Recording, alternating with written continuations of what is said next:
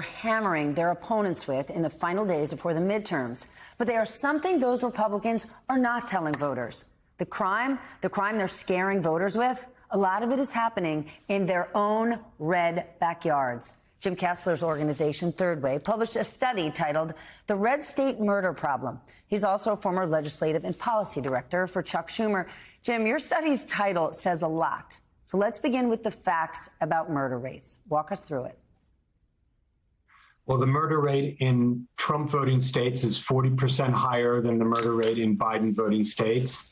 8 of the 10 states with the highest murder rates in the country not only voted for Trump in 2020, they voted Republican in every single presidential election this century. And we looked at the size of police departments in the 25 largest Democratic-run cities and the 25 largest Republican-run cities. On a per capita basis, police departments in Democratic-run cities are 75% larger.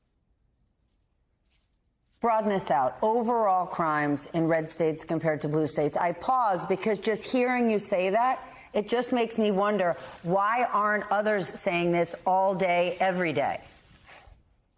Right. And we put this report out in March, and the hope was really to change this narrative. And, look, you had James Carville talking about this 3 minutes ago on this segment. And he's right. If Democrats don't own the crime issue and don't define it, it'll be owned for them. And, I just think Democrats have been derelict telling the story, and Republicans have been telling a far more, it's not a true story, but it's a convincing story. And, we're paying the price for it. But isn't that crazy? Paul Krugman has a column out right now, and it refers to red delusions about purple reality. And he basically is saying that these right-wingers, they talk about all these bad things, but they offer no solutions. How is it that voters don't see this? Yeah, I think particularly on crime, there's a laziness in the media, frankly, about crime. There's 60 murders that happen typically every single day. And the question is, what murder is going to be covered?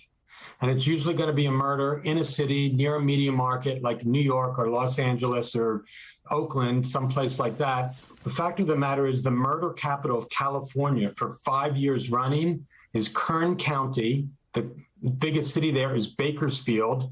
That is a Republican-run city, a Republican-run county, and they get to call their Congressman Kevin McCarthy. So, I just think this is an issue that's very easy to demagogue. And again, I would say Democrats have stepped on it themselves. Defund the police was really dangerous words to put out there.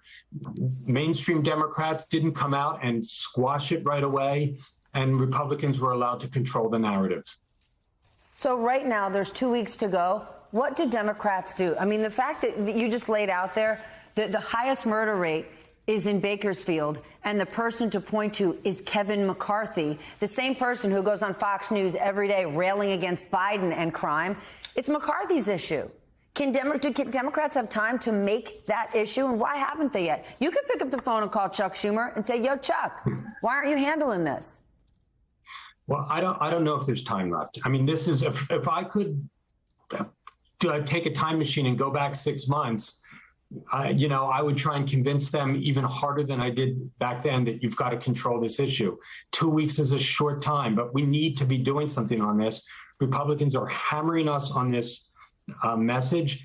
And then we have to look past November and make sure we get control of it in 2024, because this will be an issue that will bedevil us in a presidential year as well. The truth matters, but only if you hear it. And so people deserve to hear it. Because if you don't, lies are going to fill that empty